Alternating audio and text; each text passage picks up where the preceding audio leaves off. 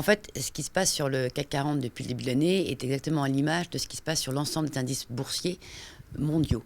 Il y a un concours de circonstances entre des facteurs macroéconomiques, toujours la même crainte, le ralentissement de la croissance chinoise, et puis surtout la baisse du prix du pétrole qui, même si elle avantage certains secteurs, commence à faire peur, parce qu'il ne faut pas oublier que le pétrole a été une des grandes activités qui a contribué à tirer la croissance américaine. En plus de ça, on voit qu'aujourd'hui, les banques centrales qui ont beaucoup approvisionné les marchés et beaucoup expliqué la hausse des marchés ces dernières années, ben leur politique accommodante, les marchés s'y sont habitués et on n'a plus ce même soutien qu'on avait dans le passé.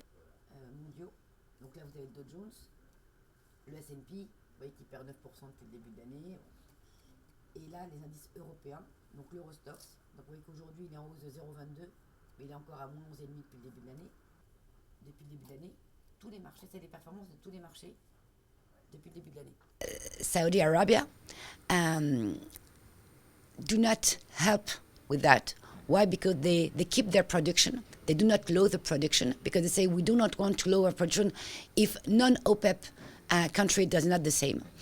And this drop of oil prices is not good for Saudi Arabia, but it's worse for United States because United States needs oil prices above $50 not to lose money in this production. So it's a game of pushing price down.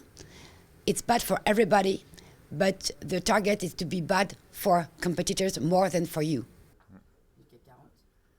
Donc depuis fin novembre, il perd 17%, c'est 89. Et si je regarde depuis le début de l'année, je ne sais pas si ça marche si je vous fais un compte. Depuis plusieurs années maintenant, on sait qu'on rentre dans un excès d'offres qui n'est pas bonne en fait pour le prix du pétrole. Pourquoi? Parce qu'il y a eu aussi l'arrivée des États-Unis en producteurs alors qu'ils étaient avant importateurs. De l'autre côté, la demande, là aussi, a commencé un petit peu à s'essouffler. Pourquoi? Parce qu'un des principaux pays demandeurs, la Chine et les émergents, si leur croissance aussi est ralentie, ils ont une demande beaucoup moins forte. Donc vous avez moins de demandes et une offre de plus en plus abondante. Donc ça, c'est la base sur le prix du pétrole. Après, les pays producteurs et l'OPEP et par exemple l'Arabie Saoudite n'ont pas non plus aidé parce qu'on n'a pas baissé leur niveau de production.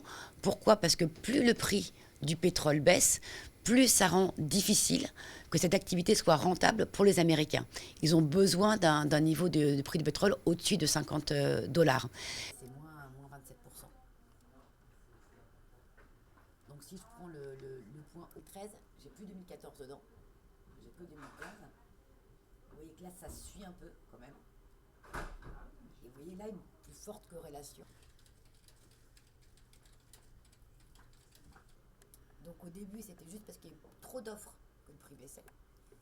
L'Iran, c'est un facteur de plus, puisque en fait, le fait que maintenant l'Iran puisse produire et exporter surtout son pétrole, là aussi, ça a contribué à augmenter l'offre.